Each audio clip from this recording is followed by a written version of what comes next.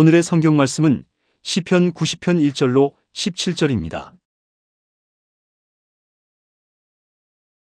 주여, 주는 대대 우리의 거처가 되셨나이다. 산이 생기기 전 땅과 세계도 주께서 조성하시기 전 곧 영원부터 영원까지 주는 하나님이시니이다. 주께서 사람을 티끌로 돌아가게 하시고 말씀하시기를 너희 인생들은 돌아가라 하셨사오니 주의 목전에는 천년이 지나간 어제 같으며 밤의 한 경점 같을 뿐이니이다. 주께서 저희를 홍수처럼 쓸어가시나이다. 저희는 잠깐 자는 것 같으며 아침에 돋는 풀 같으니이다. 풀은 아침에 꽃이 피어 자라다가 저녁에는 벤바 되어 마르나이다. 우리는 주의 노에 소멸되며 주의 분내심에 놀라나이다. 주께서 우리의 죄악을 주의 앞에 놓으시며 우리의 은밀한 죄를 주의 얼굴빛 가운데 두셨사오니 우리의 모든 날이 주의 분노 중에 지나가며 우리의 평생이 일식간에 다하였나이다. 우리의 년수가 70이요 강건하면 80이라도 그 년수의 자랑은 수고와 슬픔뿐이요 신속히 가니 우리가 날아가나이다. 누가 주의 노의 능력을 알며 누가 주를 두려워하여야 할 때로 주의 진노를 알리이까. 우리에게 우리날 계수함을 가르치사 지혜의 마음을 얻게 하소서. 여호와여 돌아오소서. 언제까지니이까. 주의 종들을 긍휼히 여기소서. 아침에 주의 인자로 우리를 만족해 하사 우리 평생에 즐겁고 기쁘게 하소서. 우리를 곤곡해 하신 날수대로와 우리의 화를 당한 연수대로 기쁘게 하소서. 주의 행사를 주의 종들에게 나타내시며 주의 영광을 저희 자손에게 나타내소서. 주 우리 하나님의 은총을 우리에게 임하게 하사 우리 손의 행사를 우리에게 견고케 하소서. 우리 손의 행사를 견고케 하소서. 아멘. 오늘 저는 여러분과 함께 삶의 밤을 지날 때라는 제목으로 하나님의 말씀을 나누고자 합니다. 사도 바울 선생은 그 선교 여행에서 두 번 크나큰 충격을 받은 적이 있습니다. 그는 처음 아시아에 나가서 복음을 전하기 때는 큰 꿈을 가지고 마음에 부풀은 계획을 세우고 떠났습니다만 아시아에서 하나님의 성령이 도와주지 아니하심으로 비참하게 선교에 실패하고 말았습니다. 아사에서 실패하고 난 다음 마음에 굉장한 충격을 받은 그는 새로 방향을 바꾸어서 비두니아에 가서 복음을 전하기로 작정하고 일로 비두니아로 갔으나 비두니아에서는 두 번째 또다시 치명타를 당했습니다. 그곳에서도 그는 선교에 실패하고 말았습니다. 연거푸 두 번 실패를 한 그에게는 아주 기력조차 차릴 수가 없었습니다. 그래서 성경을 보니까 그가 비두니아로 내려갔고 그곳은 밤이었다고 말했습니다. 인생길이란 항상 올라갈 때가 좋고 또 찬란한 빛이 비치는 행로를 들을 때가 좋지 내려막길을 가는 것은 힘들고 고통스럽고 더구나 앞을 바라볼 수 없는 캄캄한 밤을 맞이하게 될 때는 그 고통은 말로 다 할 수 없습니다. 바울은 두 번의 실패의 충격을 받고 난 다음에 드로아의 캄캄한 밤에 내려막길에 앉았습니다. 그리고 그는 그곳에서 기도하고 있었습니다. 그런데 하루 하나님께서 그에게 찬란한 환상을 보였습니다. 그는 마게도니아인의 환상이었습니다. 마게도니아로 건너와서 우리를 도우라. 그래서 그곳에서 바울은 새로운 꿈과 환상과 소명을 얻고 일로 마게도니아로 건너갔습니다. 그곳에서 하나님의 도움으로 말미암아 온 유럽을 복음 천지로 만드는 위대한 기적을 창조할 수 있게 된 것입니다. 우리 인생을 사는 생활도 그와 같습니다. 한 번 충격을 받고 실패를 하고 또 한 번 충격을 받고 실패를 했다고 해서 그 인생이 완전히 나고자가 되고 버림받은 것은 아닙니다. 인생이 내리막길을 내려가고 앞길이 캄캄하게 되었다고 해서 그에게 갈 길이 없는 것이 아닙니다. 왜냐하면 사람이 실패하고 또 실패하고 내리막길을 내려가고 캄캄한 밤을 지날 때 그때 새로운 꿈과 환상을 얻을 때인 것입니다. 그때 하나님께서는 우리에게 새로운 믿음을 주시고 새로운 꿈을 주시고 새로운 삶을 주는 위대한 기회를 삼아줄 수가 있는 것입니다. 이렇기 때문에 실패가 성공으로 변하게 되고 절망이 소망으로 변하게 되는 것은 우리가 캄캄한 밤을 만났을 때 세상에 나가서 길을 찾으려고 방황하지 말고 하나님을 찾을 때 하나님께서는 우리의 마음속에 깨어진 꿈 속에서 새로운 꿈과 환상을 주시고 새로운 삶의 행로를 보여주시고 거대한 승리의 길을 열어줄 수가 있는 것입니다. 이렇기 때문에 우리의 경험한 인생사를 보면 대개 많은 실패가 우리로 하여금 진실로 인생을 성공으로 살 수 있는 문을 열어주는 안내자가 된다는 것을 체험할 수 있는 것입니다. 그러면 절망하고 낙심하며 인생을 포기하는 사람이 되지 말고 바울같이 인생의 새로운 삶을 출발하는 환상을 얻는 기회를 갖기 위해서 우리는 어떻게 해야 될까요? 우리의 삶이 역경에 역경을 통할 때 어떠한 삶의 자세를 취하고 살아야 될까요? 첫째로 우리는 이와 같은 일이 우리 생애 속에 다가오면 회개해야 되는 것입니다. 회개는 내가 죄를 지었을 때도 회개하고 내 스스로가 죄를 깨달을 수 없을 때도 회개해야 됩니다. 왜냐? 우리가 역경을 통할 때는 하나님께서 우리에게 그 무엇을 깨닫게 하기 위해서 역경을 통하게 하는 것이기 때문에 하나님 앞에서 아무런 변명을 하지 말고 깨어져서 회개해야 되는 것입니다. 여러분, 우리는 자기가 알지 못하는 사이에 이 세상의 교망의 갑질을 덮어쓰게 되기도 하고 세상 풍습이 그 생활을 둘러싸기도 되는 것입니다. 이와 같은 교만의 갑질을 벗기고 세상 풍습에서 벗어나고 하는 것은 회개하는 길밖에 없습니다. 자기의 죄를 철저히 회개하고 불신앙을 회개하고 불순종의 죄를 회개하는 기회를 삼아야 되는 것입니다. 고난당하고 역경에 처해도 회개할 줄 모르는 사람은 새로운 꿈과 환상을 얻을 자격이 없습니다. 고난당할 때 자기의 죄만 회개할 것 아니라 조상의 죄도 회개해야 되는 것입니다. 왜냐하면 하나님께서는 조상이 죄를 범하면 그 자손 3, 4대까지 하나님께서 화를 내리겠다고 말한 것입니다. 이렇기 때문에 조상이 잘못해도 그 죄가 3, 4대로 내려가는 것입니다. 조상의 죄라도 회개해야 될 것입니다. 조상의 죄만 회개할 것이 아닙니다. 사회와 민족의 죄도 회개해야 되는 것입니다. 왜냐하면 그 사회와 민족의 잘못이 그 한 개인의 생활 속에도 치명타를 가져올 수 있기 때문인 것입니다. 하나님은 우리를 깨우치게 하시려고 깨뜨리시기 위하여 그리고 하나님의 뜻을 깨닫게 하기 위하여 징계하실 때가 많습니다. 성경 히브리서 12장 5절로 13절에 보면 또 아들들에게 구원한 것 같이 너희에게 권면하신 말씀을 잊었도다. 일렀으되 내 아들아 주의 징계하심을 경히 여기지 말며 그에게 꾸지람을 받을 때 낙심하지 말라. 주께서 그 사랑하시는 자를 징계하시고 그의 받으시는 아들마다 책질하심이라 하였으니 너희가 참으면 징계를 받기 위함이라. 하나님은 아들과 같이 너희를 대우하시나니 어찌 아비가 징계하지 않는 아들이 있으리요. 징계는 다 받는 것이거늘 너희에게 없으면 사생자요 참 아들이 아니니라. 또 우리 육체의 아버지가 우리를 징계하여도 공경하였거든 하물며 모든 영의 아버지께 더욱 복종하여 살려 하지 않겠느냐. 저희는 잠시 자기의 뜻대로 우리를 징계하였거니와 오직 하나님은 우리의 유익을 위하여 그의 거룩하심에 참여하게 하시느니라. 무릇 징계가 당시에는 즐거워 보이지 않고 슬퍼 보이나 후에 그로 말미암아 연달한 자에게는 의의 평양한 열매를 맺나니 그러므로 피곤한 손과 연약한 무릎을 일으켜 세우고 너희 발을 위하여 곧은 길을 만들어 저는 다리로 하여금 어그러지지 않고 고침을 받게 하라고 주님께서는 말씀하고 계신 것입니다.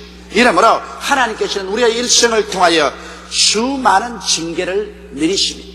우리는 이런 징계가 우리에게 내려올 때 스스로를 변명하지 말고 하나님 품에서 자꾸 도망치지 말고 그때는 깨어지고 회개하는 거죠. 사도 바울 선생이 아시아에서 실패하고 비두니에서 실패한 것은 하나님의 징계입니다. 왜냐하면 그가 열심히 특심해서 하나님 앞에 기다리고 하나님의 뜻을 알아보기도 전에 인간의 열심으로 질주했기 때문에 하나님께서는 그를 징계해서 그로 하여금 깨어져서 하나님 앞에 기다릴 줄 아는 그런 사람이 되게 하려고 주님이 징계하신 것입니다. 그가 아시아의 실패의 징계를 당하고 비두니아의 실패의 쓴 잔을 마시고 그 다음 드로아로 내려가서 캄캄한 밤에 하나님의 징계를 받고 깨어지고 회개하고 기다릴 때 하나님께서는 마게도니아의 새로운 환상을 보여주시고 새로운 위대한 선교의 길을 열어준 것입니다. 이러므로 우리는 어려운 고비를 당할 때 첫째도 회개요, 둘째도 회개요, 셋째도 회개하는 것입니다. 주님께서는 말씀하기를 회개하라, 천국이 가까이 왔다고 말씀한 것입니다. 하나님이 도와주시는 천국이란 회개하는 사람의 마음속에 임하는 것이지 교만한 자의 마음에 임하지 않습니다. 하나님은 교만한 사람을 낮추시고 겸손한 자에게 은혜를 주신다고 말씀하신 것입니다. 이러므로 우리의 일생은 항상 하나님께서 우리를 다스리고 인도하신다는 것을 알고 우리에게 시련과 환난 다가올 때 그때마다 무릎을 꿇고 하나님께 깨어져서 회개하고 자백하고 내 죄만 회개할 것이 아니라 나의 조상의 죄도 조국과 민족의 죄도 내가 회개하고 하나님 앞에 기다릴 때 하나님은 새로운 삶의 길을 열어주게 되는 것입니다. 둘째로 우리가 해야 될 것은 삶의 캄캄한 밤을 지날 때는 하나님의 도움을 간절히 구해야 되는 것입니다. 성경은 뭐라고 말합니까? 환난 날에 내게 부르짖어라. 그리하면 내가 너와 함께하여 너를 건지고 영화롭게 하리라고 말씀하신 것입니다. 너희 중에 고난당한 자가 있느냐? 저는 주께 기도할 것이요. 즐거워하는 자가 있느냐? 주께 찬양하라고 말하는 것입니다. 고난당할 때는 우리가 깊이 생각해보는 때요. 고난당하는 때는 그리고 하나님 앞에 무릎을 꿇어 간절히 기도할 때인 것입니다. 고난을 당할 때 우리가 왜 기도해야 되느냐? 우리는 고난당하기 전에는 너무 세상 일에 분망해서 그만 예수 그리스도 십자가 중심의 생활 가치관을 잊어버리고 세상을 나갈 때가 많습니다. 성경엔 예수께서 말씀하기를 몸이 이복보다 중하지 아니하며 목숨이 음식보다 중하지 않느냐고 말씀합니다. 이것은 주님께서 가치관을 올바르게 세우라는 것입니다. 사람들은 이 추운 겨울에도 스타일을 내겠다고 패션 내겠다고 몸이 감기 들고 춥든 말든 아주 얇은 옷을 입고 내복도 입지 아니하고 스타일을 내려고 하다가 그만 감기 들려가지고서 입원해서 죽니 사니 할 수도 있는 것입니다. 그건 중요쯤에 되십니까? 몸이 이복보다 중하지 아니하냐. 인생에 무엇이 중한가 가치관을 확실하라. 목숨이 음식보다 중하지 않냐. 미식가들은 입맛을 돋군다고 맛있는 음식은 다 먹고 술쟁이들은 술을 1차로 마시고 2차로 마시고 3차로 마시고 그러고 난 다음에는 병이 들어 죽는다 산다는 것입니다. 가치관의 전도를 가지지 말라. 무엇이 인생에 가장 중요한가? 우리는 이 세상을 살면서 너무 그만 세상에 분유하다 보니까 이 세상의 부귀영화, 공명, 자식, 출세 이런 것에 중심이 되어서 예수 그리스도의 중심, 십자가 중심을 잊어버리고 마는 것입니다. 그러나 고난은 우리를 깊이 생각하게 만들어주는 것입니다. 고난당할 때 우리는 이러한 모든 갑질을 벗어버립니다. 몸이 옷보다 중하고 목숨이 음식보다 중한 것을 깨닫게 되는 것입니다. 회개하게 되고 그래서 내가 어디서 와서 어디로 가며 왜 사는가 그 좌표를 올바르게 설정할 수 있는 것입니다. 이렇기 때문에 고난당할 때 우리는 주의 도우심을 간절히 구해서 예수님 중심으로 서고 하나님의 자비와 긍휼을 간구하는 우리들이 되어야 될 것인 것입니다. 셋째로 우리가 고난당할 때는 예수님의 말씀을 가까이 해야 되는 것입니다. 고난당할 때 여러분 다른 허튼 일 할 필요 없습니다. 고난당할 때는 주님께 엎드려서 기도하고 하나님 말씀을 부지런히 읽어야 되는 것입니다. 왜냐하면 하나님의 말씀 속에서 하나님 우리에게 고난당하기 전에는 도저히 깨달을 수 없는 깊은 교훈을 깨닫게 만들어주는 것입니다. 평소에 읽어도 무슨 말인지 알 수 없던 그런 말씀들이 고난당할 때는 내 영혼 속에 양식으로 다가옵니다. 깊은 단꿀이 되어서 영혼 속에 솟구쳐 올라오는 것입니다. 또한 고난당할 때 여러분 하나님 말씀을 읽으면 말씀보다 더 큰 위로가 없습니다. 세상 그 어떤 위로도 우리의 중심을 위로할 수 없습니다. 그러나 말씀은 우리 영혼을 위로하는 크나큰 영양제가 될 수 있는 것입니다.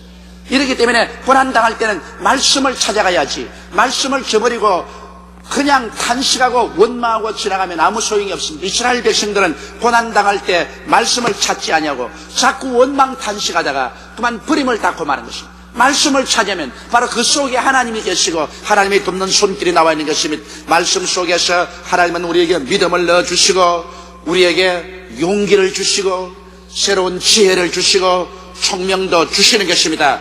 이러므로 믿음은 들음에서 나며 들음은 그리스도의 말씀으로 말미암다고 고난당할 때처럼 믿음이 필요할 때가 없습니다. 그럴 때 우리는 말씀을 마음속에 깊이 찾아가는 것은 대단히 필요한 것입니다.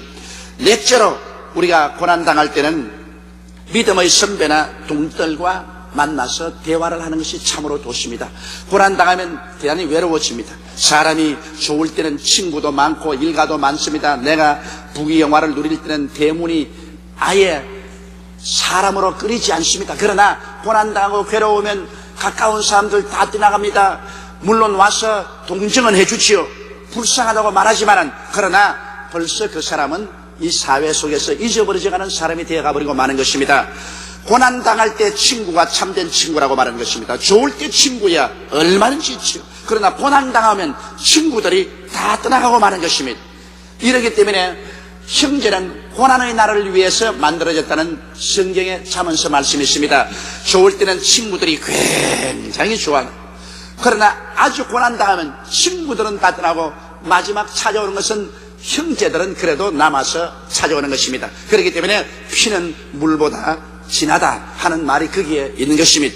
그러나 우리가 고난당할 때 신앙의 선배나 동지들과 대화하는 것은 굉장히 좋습니다. 그렇기 때문에 여러분, 구역장이 필요하고 조장이 필요하고 또 교역자가 필요하고 목사님들이 필요한 이유가 거기에 있는 것입니다.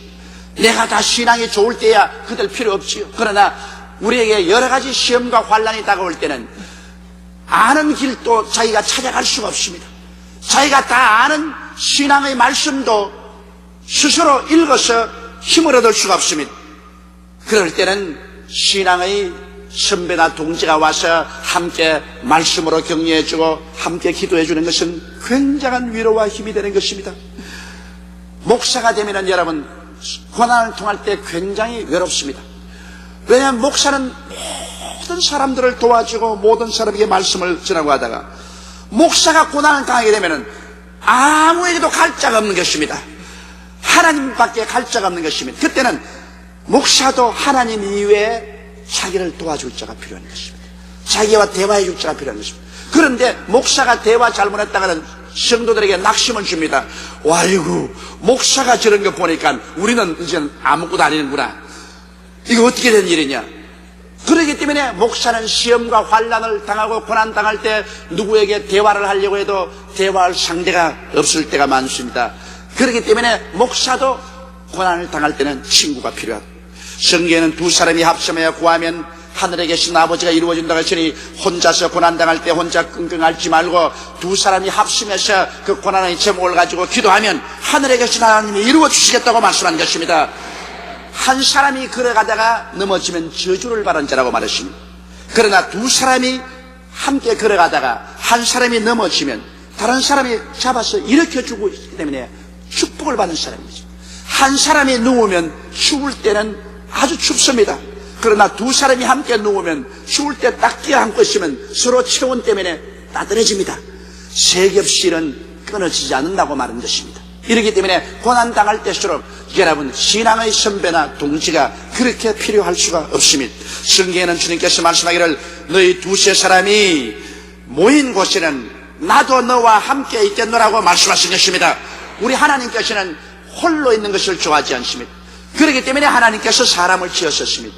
그렇기 때문에 구약 성경에 보면 하나님께서 하나님을 예배하는 축제를 많이 만들어 놓았습니다. 구구절절히 하나님은 절기마다 축제를 만들었습니다. 잔치를 열어놓고 온 이스라엘을 모아서 축제를 하게 한 것은 하나님은 축제의 하나님인 것입니다. 하나님은 잔치의 하나님이십니다. 하나님은 많이 모여가지고서 함께 찬양하라고 즐거워하는 것을 기뻐하시는 것입니다. 외롭게 혼자 있는 것 하나님은 원치 않습니다. 그렇기 때문에 우리는 주일 교회에 모여서 이와 같이 그리스도 이름으로 축제를 가지고 3일날 또 모여서 말씀을 공부하고 구역 예배로 모이고 또 가정 예배로 모이고 두세 사람이 항상 모여서 주님을 찬미하는 것을 주님은 기뻐하시고 주님은 그 자리에 와서 계시고 주님은 그러한 사람들에게 복을 주시는 것입니다. 그렇지 않고 나는 독야 청청하리라, 세상이 다 썩어가니 나 혼자 신앙만 유지하고 살리라, 저 엉터리들하고 나는 같이 있지 아니하리라. 그건 자기 혼자 잘 믿는 것 같지만은 하나님은 아주 그런 사람을 보고 개똥상놈으로 생각하는 것입니다. 하나님께서는 아무리 잘난 사람도 아주 못난 사람과 함께 머리를 맞대고 어깨를 부리고 함께 웃고 함께 울기를 원합니다. 함께 모이니까 좋은 마음을 있을 수 없습니다. 싸우더라도 하나님이 두세 사람 모여서 함께 싸우고 또 함께 회개하고 함께 용서하고 함께 웃고 또 함께 밀어주고 함께 끌어주고 이렇게 사는 것이 인생의 축제입니다. 하나님은 축제의 인생을 살기를 원하지 홀로 고고한 인생을 살기를 절대로 원하지 않습니다. 그렇기 때문에 여러분 시련을 당하는 것도 하나님께서는 너희 혼자 살지 말고 함께 살아라, 동지들이 함께 모여서 함께 기도하라, 이런 기회를 만들어 주려고 주님께서 시련을 보내주는 것입니다. 믿음의 선배나 동지들이 와서 믿음과 격려의 말씀을 주고 동정의 말씀을 줄 때 이것이 굉장한 힘이 됩니다. 여러분 환난 당하지 않은 사람은 그냥 찾아가서 몇 마디 말씀해주고 기도해주는 것이 별 볼 일 없는 것처럼 생각합니다. 그러나 그렇지 않습니다. 저는 지금까지 신앙 경험을 통해서 보게 될 때 병원에 입원해 있는 사람이 가서 제가 평범한 하나님 말씀을 해주고 손잡고 기도해주면 환자가 눈물을 쭉 흘립니다. 저는 여러 번 생각했습니다. 무엇 때문에 우노? 내가 와서 말씀 늘 전하는 그 말씀 전하고 손 한번 잡아주고 기도해주는데 왜 울까? 또 고난당한 우리 부영이나 형제들을 위해서 제가 격려의 말씀을 기도해주면 꼭 눈물을 흘립니다. 그건 왜냐하면 그렇게 말하는 사람에게는 자기는 고난 속에 있지 않기 때문에 평범한 말을 하고 평범하게 도와준다고 하지만은 고난당하는 사람에게는 마음이 굉장히 외롭고 약해집니다. 사람이 고난을 당하고 시련을 당하게 되면 정신적으로 약해지고 용기가 없어지고 허전해집니다. 그럴 때는 정말 도움이 필요합니다. 저 사람 옛날에는 사자같이 용감하고 옛날에는 그렇게 믿음도 강하고 튼튼하더니 이거 왜 어떻게 되었노? 왜 사람이 저런 약한 말을 하나? 고난을 당하면 약해져요. 믿음도 약해지고 용기도 약해지고 마음도 약해져요.